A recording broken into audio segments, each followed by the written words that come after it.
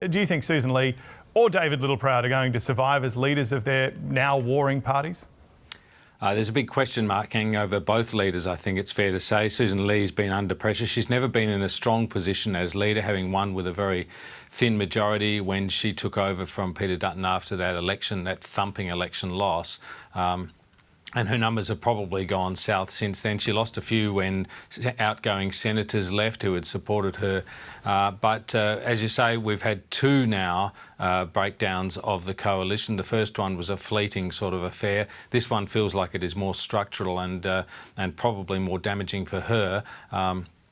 With Parliament resuming on February 3rd, which is, less than a fortnight away, I think there's a very real prospect that she's going to face some sort of challenge at that time.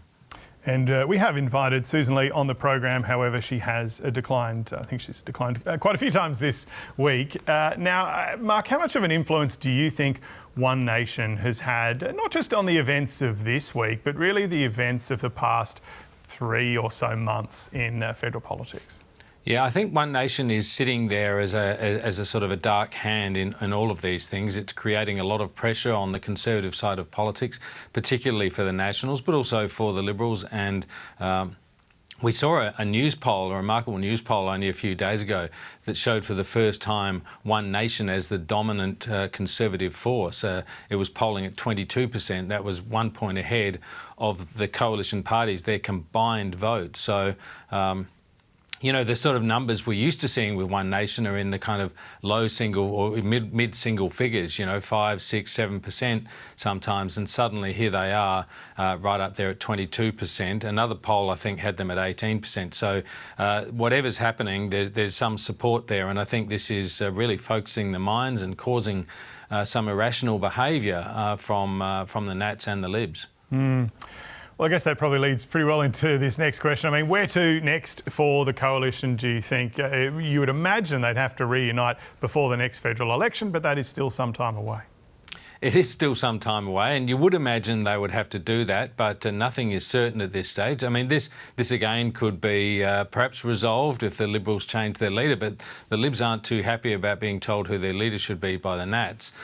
So you've got a fair bit of friction between the parties at the moment, a lot of umbrage.